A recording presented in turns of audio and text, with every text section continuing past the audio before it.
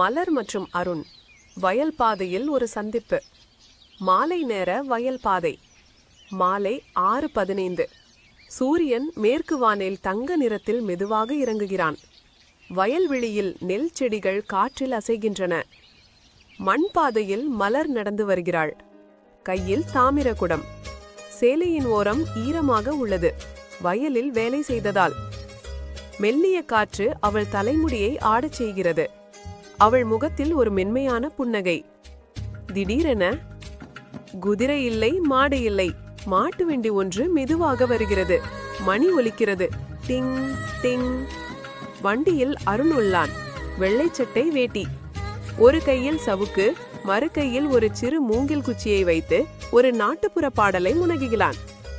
காத்து வந்து கேக்குது, காதல் சொல்ல கேக்குது. வண்டி மலருக்கு எதிரே வந்து நிற்கிறது. மலர் சிரித்தபடி, ஏய் அருண், வண்டியை திருப்பி வை, நான் போக வேண்டியது அந்த பக்கம். அருண் கண்ணடித்து, நான் தான் போக வேண்டியது இந்த பக்கம், உன் பக்கம். மலர் சிரிக்கிறாய். அருண் வண்டியை நிறுத்துகிறான்.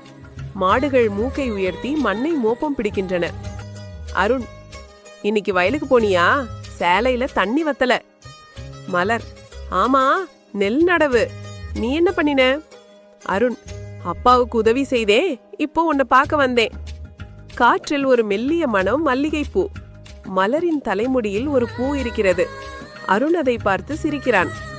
மலர் வெட்கத்துடன், பார்க்காத, எனக்கு வெட்கமா இருக்கு. அருண், யாருக்கு? உனக்கு வெட்கமா இருக்கா என்று கேலியாக கேட்டான். மலர், இப்ப என்ன உனக்கு என்று கேட்டாள். அருண், உன்னிட்ட ஜாலியா கூட பேச முடியாது டக்கோ, அப்படியே வெம்ப கோவம் வந்துரும் உனக்கு. விடுப்பா, நான் ஒன்னும் சொல்லல. மலர், ஓகே ஓகே. அருண், என்ன மாமியாருக்கு என்ன பார்க்க வந்தது தெரியுமா?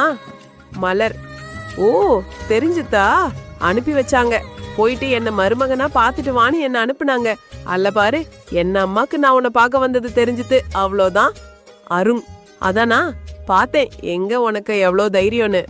மலர், உங்களுக்கு தான் தைரியம் நிறைய இருக்கு, நீங்க வந்து பேசுங்க, எங்க வீட்டுல பாப்போம். அருண், வர வர பாரு நாளைக்கு. மலர், பாக்குறேன்.